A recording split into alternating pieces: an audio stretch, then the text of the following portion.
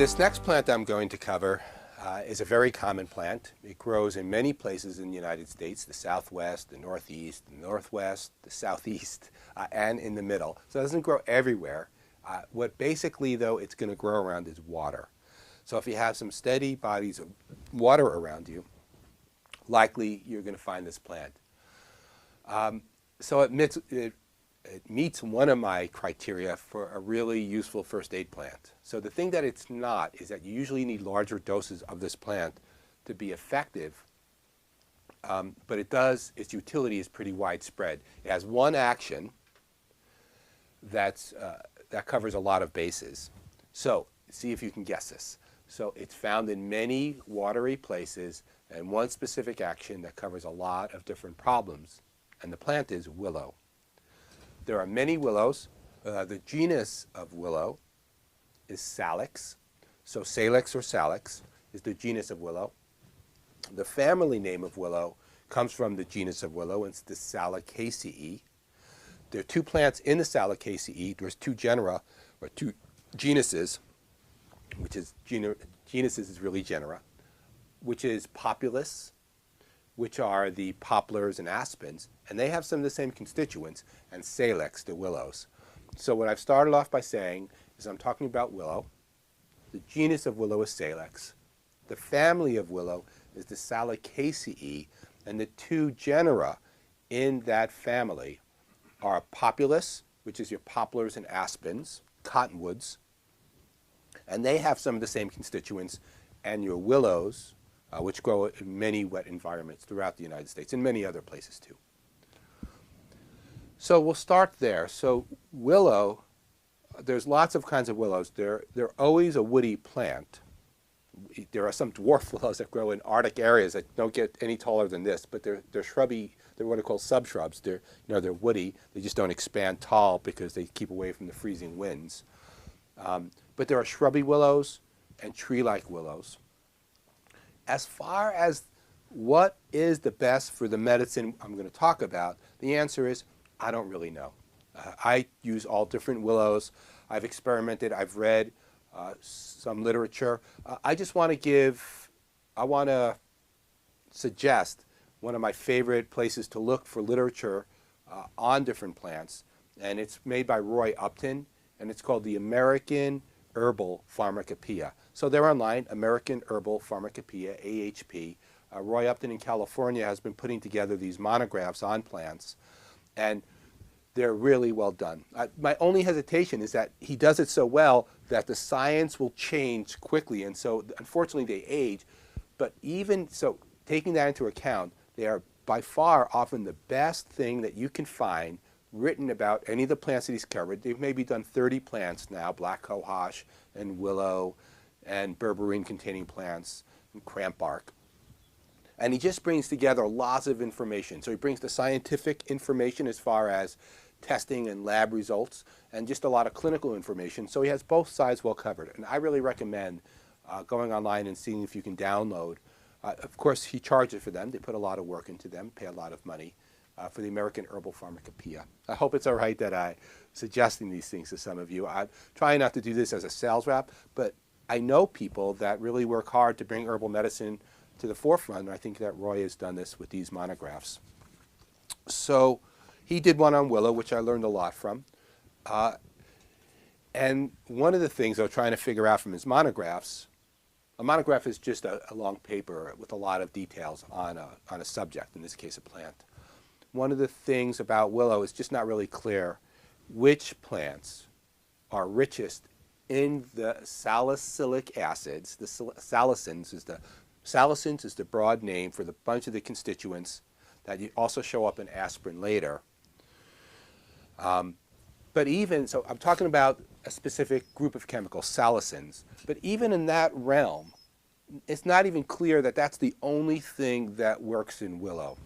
So this is probably getting a little confusing. So what I'm saying is that I'm not sure which willows to look at for the most active medicine. One place you could look at is which have the highest salicins, or salicylic acid, as an aspirin. We'll cover that in a minute. And even if that means it's the best willow, or other willows might even be stronger for medicine. So I use a bunch of different willows for the medicine.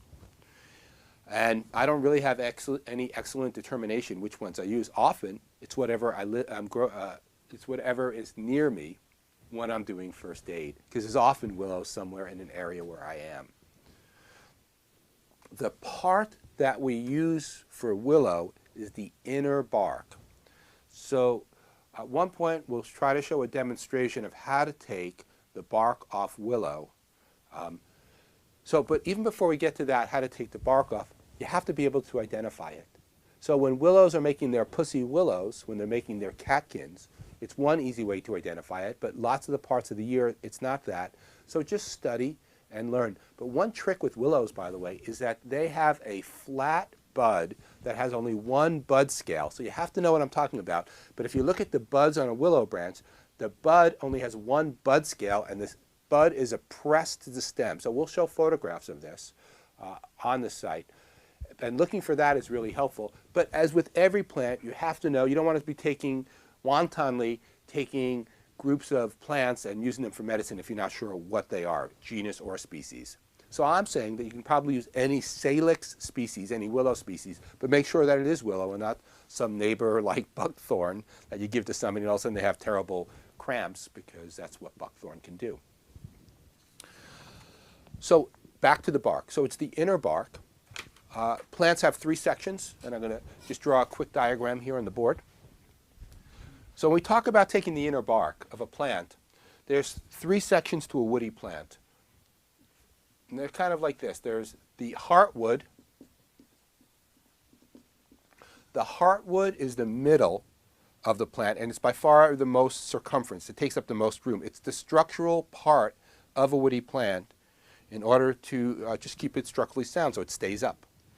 Then right outside of the heartwood, you have the layer that we often call the inner bark. The inner bark is often called the cambium layer. But the thing to know about the cambium layer is that that's the part of the plant that's closest to our vascular system.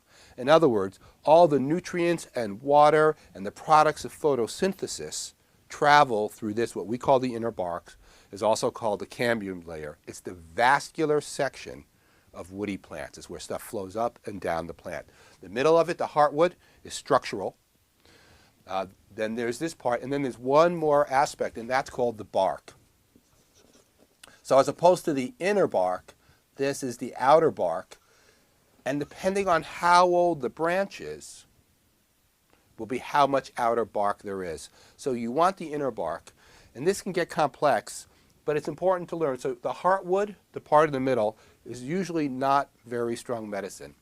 The part right outside of the heartwood, often with a greenish tint, that's the cambium layer or inner bark, and that's the medicine you're going for. And then the outside of it is the outer bark, or just the bark, which is dead cells. They're inert, so they're not bad medicine, but they're not strong medicine. They're not basically inert substances. They're dead phloem cells, to be exact.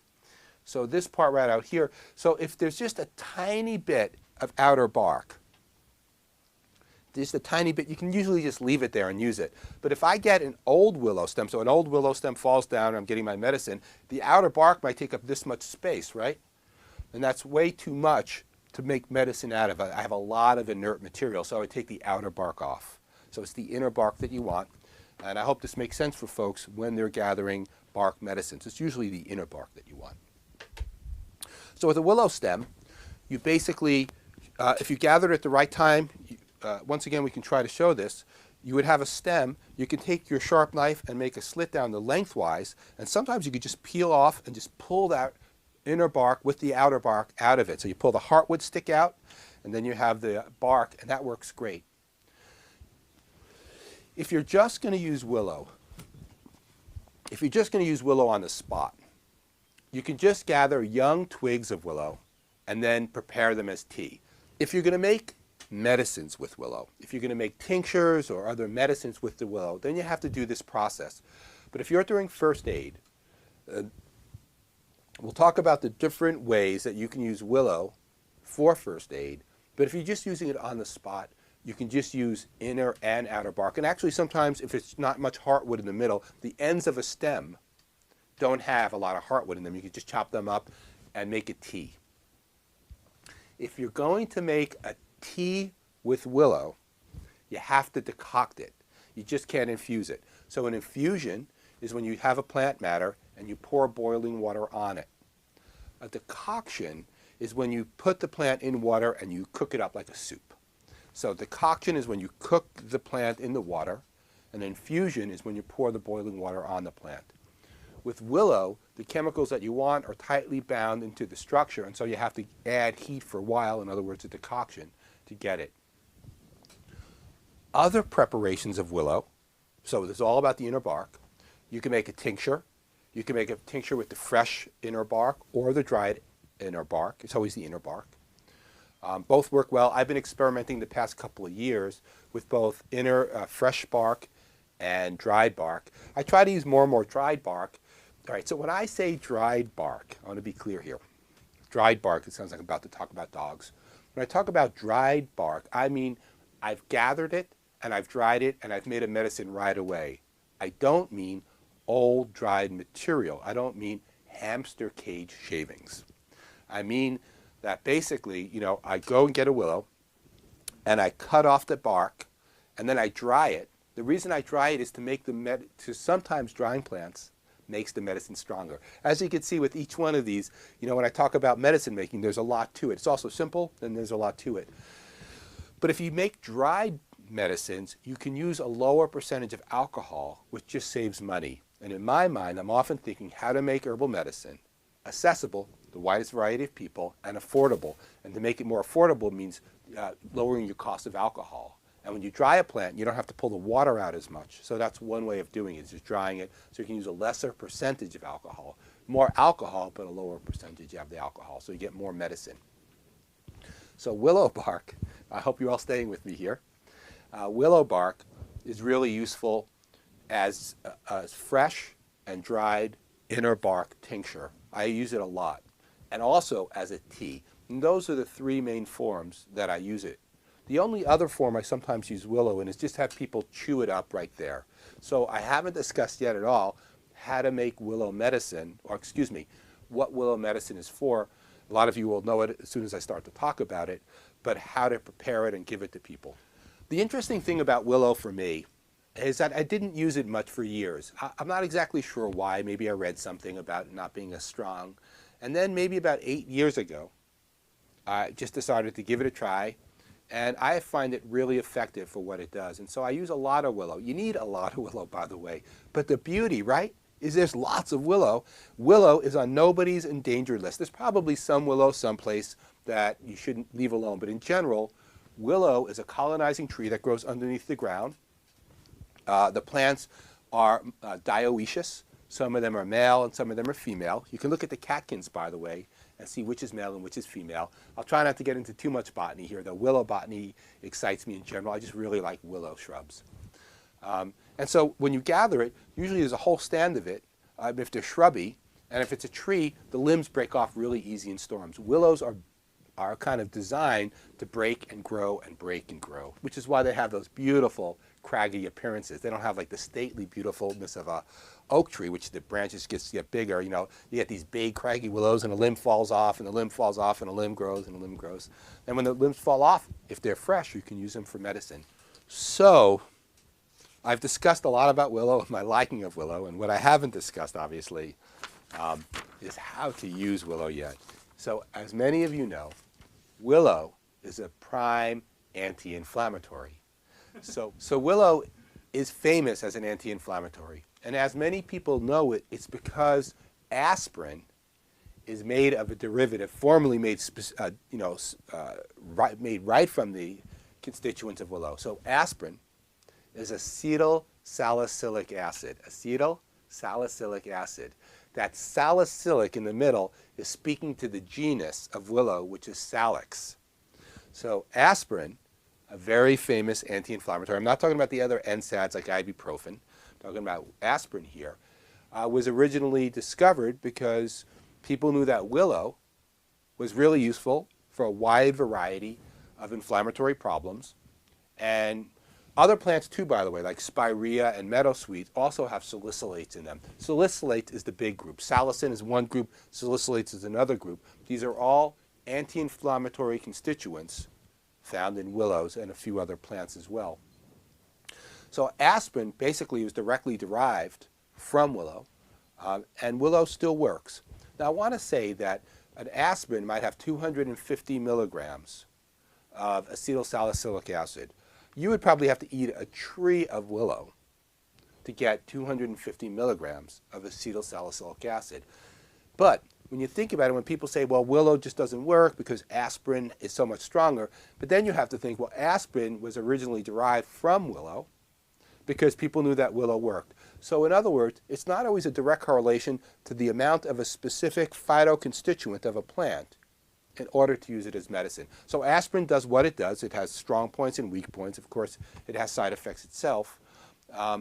So you do need, though, sometimes larger amounts of willow, but you're not trying to replicate the 250 milligrams of acetylsalicylic acid. Your other parts of willow, or how willow converts these salicylates in our body, lend itself properties to its anti-inflammatory action. So willow is a good anti-inflammatory, and many conditions that we have inflammation associated with them. So that's why I said, even though in the beginning of this, even though willow doesn't have broad base, it's not antibacterial, doesn't do a lot of other things, but by being a significant anti-inflammatory, it's really useful for lots of inflammatory conditions which show up all the time in first aid. So it's useful topically, externally, and internally. So your classic condition, if somebody's just really spraining or straining something, somebody twisting their ankle, right, and they're walking around, and ankle goes in a hole, and they're twisted out, and it really hurts, one thing you can do is you can make a really strong foot bath of willow tea. So you get a whole bunch of willow. You don't have to take the bark off. Just go around, if there's lots of willow, cut off the ends of branches, cook the heck out of them, make a really strong tea. When it's warm enough for the person to put their foot in, just stick it in there. And before they stick their foot in, give them some nice, strong cups of willow as an internal anti-inflammatory. So that's one way you can use it. You can use it as a soak. You can use it as a compress. Again, a compress is when you take a plant and make a tea and put a cloth in the tea. So if somebody hurts their knee and they can't soak their knee, you can make a compress and put a rag on top of their knee, and that will really help as an anti-inflammatory as well. But you want to give it internally and externally for these conditions. If somebody has a really bad toothache, a lot of toothache pain is inflammation pain. So in this case, it's not topical, but just drinking strong either willow tincture, you can use the tincture, or willow tea. And if you can reduce some of the inflammation, it will help pain. In general, many forms of pain are inflammatory pains. When you have inflammation, there's a set of signals that go through your body that say pain and don't step on it or just beware of this situation. Inflammation releases chemicals that also sensitize us to pain. So if you reduce the inflammation, you often reduce sometimes the sensation of pain. So willow is a good pain reliever as an analgesic, as an anti-inflammatory. So it's not that willow is a great pain reducer in something like California poppy or wild lettuce or Jamaican dogwood. It's a good pain reliever by helping reduce inflammation. So very useful.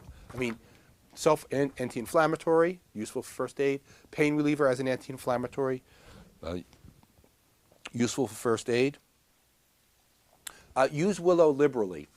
It's safe in general. Like, I don't know if I've seen too many negative effects. I've seen it not work, as I've seen almost all plants. I've seen all plants I give some of the time not work. So you can drink it pretty regularly. The one thing about it is bitter tasting and it's astringent. So if somebody's drinking a lot of willow, it might impede absorption of nutrients because there's going to be a lot of tannins in their GI tract. So that's a consideration. So it's not that tannins and astringents are toxic here. In fact, tannins and astringents have antioxidant qualities that are really positive. But if they drink a lot of willow tea, it can impede nutrients moving from the small intestine into systemic circulation, so you don't get your nutrients. But you have to take a lot of it. This is not occasional uses of tincture for this. It also just brings up the point of just consider what you're doing and what the ramifications of taking something are. And understanding the properties of a plant are really helpful here.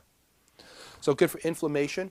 It's also can be a useful fever reducer. It's not that strong. My experience giving it to people in fevers, well, first, fevers are this whole other thing to consider, because do you really want to reduce fevers? Some of the time, yes. And some of the time, the fever is a natural part of your body's progression when fighting viruses and some bacteria. So fevers by themselves are not necessarily always something to fight. And usually, there's something your body's going to move through in a certain amount of time that's not too long. Now, of course, there are times to try to reduce fevers, but that's a whole other issue. But willow can reduce fevers somewhat, though I haven't seen it as strong as some other antipyretics like aspirin, other fever reducers. It's useful for pain associated with inflammation, and so it's useful for certain kinds of headaches. Headaches come in a whirlwind of different choices how to get headaches. They come from too much sleep or too little sleep. Headaches come from food that disagrees with you. Headaches come from stress. Headaches come from joint pain. So if you have headaches associated with inflammatory proteins in your body, then willow can be useful for your headaches. So headaches associated with inflammatory byproducts in our body. And so I would say study those. But if your headaches, for instance, are associated with joint pain, it could be an inflammatory kind of headache, and it's worth trying willow. 1 drop initially. Remember, with headaches, many things make headaches worse. So start with a low dosage with that. For viruses and bacterial infections, you're going to use medium amounts. So willow doesn't kill stuff, so you still have to use it with other herbs. We could talk about a few. But what willow does really nicely is reduces the inflammatory miserableness associated with colds and flus. I've talked about it with another plant formerly, but if you so you have a cold or a flu, and you're in bed, and you're tired, and maybe grouchy, and lethargic, and not much appetite, willow, as an anti-inflammatory, will reduce some of these symptoms. So often, by the way, by the time you have all these symptoms, it could be that your body is actually killing whatever is causing all the symptoms. It's killing the virus. The virus might be reduced greatly in your body. But the willow, by reducing the symptoms of your body's reaction to the viruses, can help you feel better. So it's useful that way. What I'm saying, in different language, really straightforward, is if you have a cold or a flu, consider taking willow with the other medicines to just reduce your symptoms, just as people take aspirin.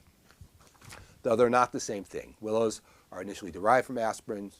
Aspirins are originally derived from willow, but willow has a lot of other constituents as well. I can try saying willow, willow, willow a few times and seeing what magically appears in front of me. Maybe a willow shrub will elongate right in front of these cameras, and John and I will be astounded with such a thing.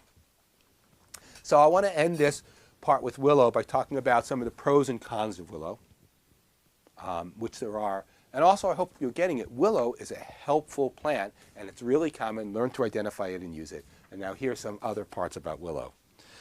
So willow, one of the things I really like about it, it's common and easily gathered, and I don't know any willows that are endangered. There might be some, but the willows around where I live are all very common. There are native willows and introduced willows. The weeping willow is an introduced willow, but that still has salicylates. So I wouldn't cut down my neighbor's weeping willow. That's just not nice. But if there's lots of willows on your land, if you looked around this land, they're not planted, but there's probably 4 or 5 species, and lots of those 4 or 5 species. So easily found and easy to make the medicine. Just cut off pieces or use the inner bark. Another thing about willow is that if your patients are interested and need long-term willow medicine, they can gather and make their own willow.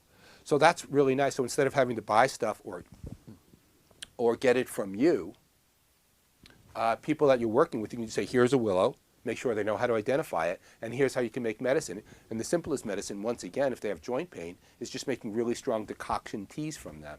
So that's another great thing about willow, is helping other people make willow medicine. As an anti-inflammatory, it has wide applicability in first aid. As an anti-inflammatory, it has wide applicability. You can use it in many places in first aid, wherever there's inflammation. I've mentioned this with echinacea. I'm going to say it with willow. Willow has great placebo recognition. When I say I'd like to give people willow, often like, oh, I've heard of willow. And that I've heard of willow increases compliance, and that relaxation of distrust, I think, sometimes allows the medicines to work better. All right, I don't know what the science behind it, but my personal experience, when people like want to take something, maybe that willingness and innervating certain parts of the body can make it work a little better. So I'm a huge fan of using willow just for the placebo value, just for the name recognition, whatever a placebo is. So willow is great that way. By the way, most people will say, oh, white willow, but I rarely use white willow, and most of the stuff in stores is not white willow. So white willow, Salix alba, does exist. Occasionally I see it, but I just want to say that I'm not calling this white willow because I rarely use Salix alba, the white willow. It's just like a branding kind of name. Everybody says Salix alba. There's lots of willows. Probably all of them are useful. While willow is not tasty, it's bitter and astringent, there are worse flavors. So if you can give people Chaparro amargosa, that's Castella or Holocantha, and then you can wean them, then that will be so nasty, or you can give them mugwort, or you can give them maybe motherwort hops tea, then willow will taste better. So willow's not a great tasting plant, but it's not the worst flavor in the world of plant medicines. And while you might need more willow, it doesn't tend to have the side effects of aspirin. In other words, it doesn't break down the stomach lining. So what aspirin can sometimes be really hard on the stomach in particular. Willow doesn't seem to be, though it's hard to tell because there's no studies really on it. But it seems like that's another nice thing about willow. Less harsh than aspirin, but of course less strong than aspirin, and you have to take a lot more of the willow. Some of the cons of willow is its flavor. It's harder to take than aspirin. There's some other herbal anti-inflammatories that work on different parts of the body well. You might consider them. It works great in combination with a lot of other plants. So you can use willow with other like arthritic. So if somebody has arthritis, you can combine willow with devil's claw, not devil's club, but devil's claw or turmeric. And for infections, you can combine willow with things like echinacea or baptisia. So I'm going to wind up I can go on and on about willow. We'll have a handout available about willow. Some of these things will be stated again. But I just want to say, get to know your willows, learn to identify willow, and then just start using willow where you feel safe, like you feel competent in inflammation. And I think that you'll see pretty good results with minimal side effects. And people making the scrunchy faces they do when they drink bitter astringents. All right, enjoy your willow.